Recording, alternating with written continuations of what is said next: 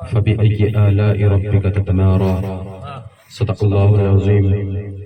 وبلغنا رسوله النبي الأمين المتين المبين الكريم ونحن على ذلك لمن الشاهدين والشاكرين فالحمد لله رب العالمين غوث اعظم بمنی بے سرو ساما مدد قبلہ دی مدد کعبہ ایما مدد پکڑتا پہ بلا افتاد کشتی ضعیفانو شکستہ رات پشتی بحق خواجہ عثمان ہارون مدد کن یا معین الدین چشتی قادری امنارے یا غوث اعظم می صنم دمز شیخ احمد رضا خان قطب عالمی صنم جو شیطری نگاہ سے گزرے درود پڑھ ہر جز بکل ہے مظہر انوار مصطفیٰ اور انشاءاللہ ہم سب کی لحد میں لائیں گے تشریف مصطفیٰ جو عادت بنا رہے ہیں درود و سلام کی۔ آئیے حضرات سب سے پہلے ہمراہ اپنے آقا و مولا تاجدار عرب و عجم فخر آدم و بنی آدم امام الانبیاء جناب احمد مجتبی محمد مصطفیٰ صلی اللہ تعالی علیہ وآلہ وسلم کی بارگاہ بے کس پناہ میں جھوم کر درود پاک پڑھیں بابا سے بلند درود پاک اللہم صلی علی سیدنا و مولانا محمد منبع العلم والحکم وآلہ وبارک وسلم صلاۃ و سلام علیک یا رسول اللہ صلی اللہ تعالی علیہ وسلم۔ محترم حضرات، آج کی یہ محفل مرحوم محمد حسین صاحب کی ایصال ثواب کے لیے یہ محفل رکھی گئی، جس میں کہ حضرت بتا رہے تھے کہ یا تو صحیح معنی میں اعلان نہیں ہو پایا یا پھر یہاں کی عوام کو محفل سننے میں دلچسپی نہیں ہے، لیکن آپ حضرات ٹینشن نہ لیں، آپ حضرات سننے کا ماحول بنائے رکھیں۔ ابھی میرے بعد میں ایک بہت ہی نایاب خطیب پیر طریقت رہبر شریعت حضرت علامہ مولانا مفتی شاکر القادری صاحب قبلہ آپ کی نظروں کے سامنے وہ جلوگر ہوں گے اور بڑے ہی اچھے انداز میں آپ کا خطاب ہوتا ہے۔ تو جس طریقے سے پہلے کچھ بتانے کے لیے اگر کوئی بادشاہ ہو تو اس کے نیچے ایک وزیر ہوا کرتا ہے، اس کے نیچے عوام ہوا کرتی ہے، تو وزیر عوام کو سنبھالتا ہے۔ تو حضرت کا کام کرنے کے لیے پہلے میں آیا ہوں تاکہ میں آپ کے اندر بیداری پیدا کر دوں اور آپ اچھے طریقے سے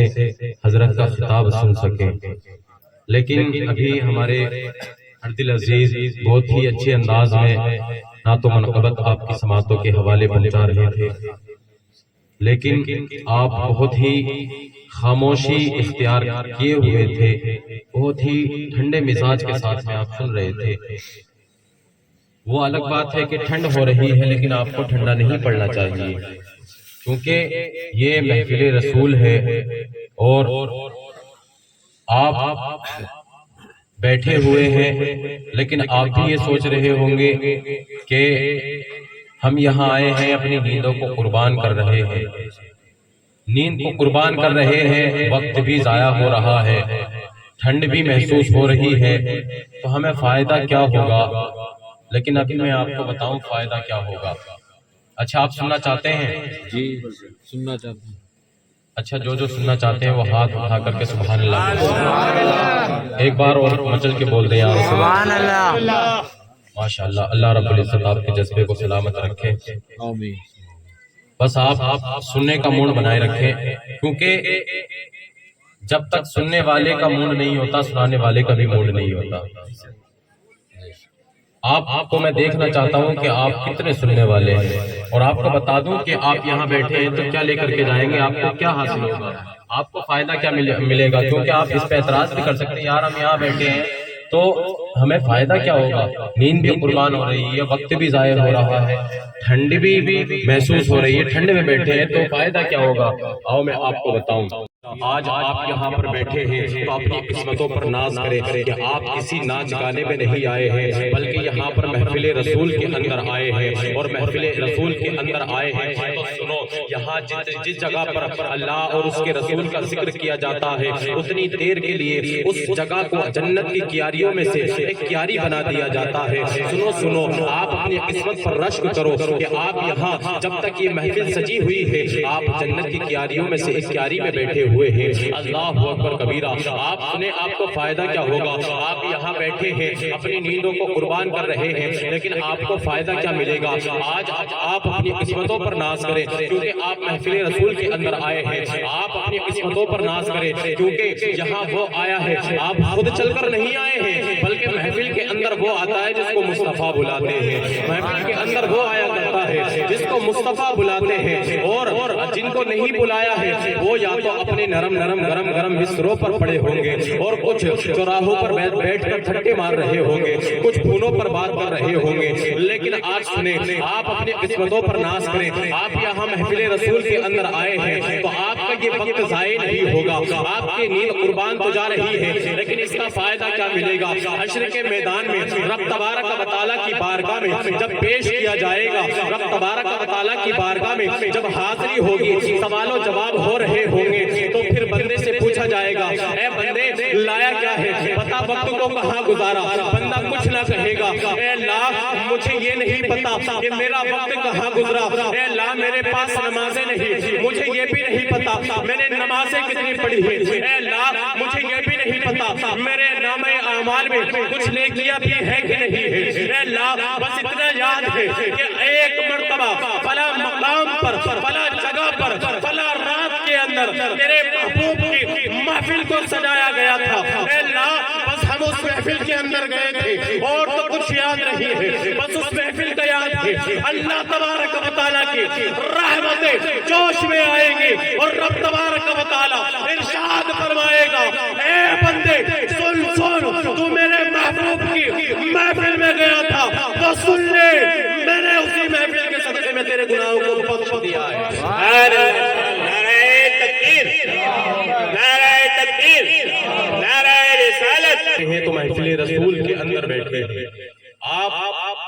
ماحول بنائے رکھیں اور سننے کا موڈ پیدا کریں بول دیں یا رسول پاک کی شان میں تو میرا موڈ بدل گیا موضوع تو کچھ اور تھا لیکن میرا دل بھی مچل گیا تو میں بھی کچھ برکتیں حاصل کرنے کے لیے آپ کی شان بیان کروں کچھ فیض مل جائے مجھے بھی آپ کے قدموں کی دھول کچھ مجھے بھی مل جائے اللہ اکبر کبیرہ آؤ میں آپ کو بتاؤں آج کے بچے ہوا کرتے ہیں تو موبائلوں کے اندر ڈوبے ہوئے ہوتے ہیں آج کے بچے ناچ گانوں میں مصروف ہوا کرتے ہیں آج کی مائیں اپنے بچوں کو گانے سننا سکھاتی ہیں آج کی مائیں اپنے بچوں کو فلمیں دیکھنا سکھاتی ہیں آج کی مائیں اپنے بچوں کو گندی باتیں بتاتی ہیں اپنے بچوں کو سلاتی ہیں تو موبائل دے دیا کرتی ہیں بچہ موبائل میں گانے دیکھا کرتا ہے فلمیں دیکھا کرتا ہے لیکن سنو باہر غوث اعظم آپ کی شان کیا ہے آپ کے بچپنے کا عالم ہے آپ کی عمر جب 4 سال 4 مہینے 4 دن کی ہوئی تو آپ کی والدہ محترمہ نے کیا کیا میری ماں اور بہنیں بھی سن رہی ہیں اپنے بچوں کو تعلیم کیسی دینی چاہیے اپنے بچوں کو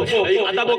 احترام کیسا سکھانا چاہیے اللہ اکبر کبیرہ توجہ چاہتا ہوں اللہ اکبر کبیرہ حضور غوث پاک کی شان کیا ہے 4 سال 4 مہینے 4 دن کی مدت جب آپ کی ہوئی آپ کی والدہ محترمہ آپ کو ایک استاد کے پاس لے کر کے گئی مولانا صاحب کے پاس لے کر کے گئی مولانا صاحب میرے بچے کی بسم اللہ خوانی کروا دیجئے پہلے کا یہ رواج تھا یہ اصول تھا جب بچے 4 سال کے 4 مہینے کے 4 دن کے ہو جایا کرتے تھے تو بچوں کی بسم اللہ خوانی کروائی جاتی تھی اسی لیے حضور غوث پاک کی والدہ محترمہ بھی اپنے بچے کو حضور غوث پاک کو لے کر کے گئی مولانا صاحب کے پاس میں مولانا صاحب میرے بچے کی بسم اللہ خوانی کروا دیں اللہ لیکن جب حضور غوث پاک درسگاہ کے اندر جا کر کے بیٹھے مولانا صاحب نے کہا بچے پڑھنا شروع کرو حضور غوث پاک نے پڑھنا شروع کیا اعوذ باللہ پڑھی بسم اللہ کو پڑھا سورہ فاتحہ کو پڑھنا شروع کیا الف لام میم کو پڑھنا پڑھنا شروع کیا. جب الف لام میم کو پڑھنا شروع کیا تو پہلا پارا پورا پڑھ دیا, دوسرے پارے کو پڑھنا شروع کیا, دوسرا پارا بھی پورا پڑھ دیا, تیسرا پارا پڑھنا شروع کیا, تیسرا پارا بھی پورا پڑھ دیا, چوتھا پارا بھی پورا پڑھ دیا, پانچواں پارا بھی پورا پڑھ دیا. اسی طریقے سے چھٹے سے لے کر کے آپ 18ویں پارے پر پہنچے. جب 18واں پارا پڑھنا شروع کیا, 18واں پارا جب پورا ہونے کو تھا, مولانا صاحب نے کہا وہ بچے سن ذرا ٹھہر تو جا, تیری والدہ تو آئی تھی, تیری ماں تو میرے پاس تجھے لے کر کے آئی تھی کہ میرے بچے کی بسم اللہ خارج کروانی ہے. ارے یہ تو بتا تو نے اتنا قرآن پاک پڑھا کہاں سے ہے؟ کیا تیری ماں میرا امتحان لینے کے لیے آئی تھی یا بسم اللہ خارج کروانے کے لیے آئی تھی؟ بتا تو صحیح تو نے اتنا قرآن پاک کہاں سے یاد کیا ہے؟ حضور غوث پاک نے کہا یا استاد جی میں نے اتنا قرآن پاک کہاں سے سیکھا ہے؟ اگر سننا چاہتے ہیں تو سنیے. میری والدہ محترمہ جب مجھے اپنے شکم کے اندر لیے ہوئی تھی, جب میں اپنی والدہ محترمہ کے شکم کے اندر تھا تو میری والدہ محترمہ جب مجھے اپنے شکم کے اندر لیے ہوئی تھی تو میری والدہ محترمہ جب گھر کے اندر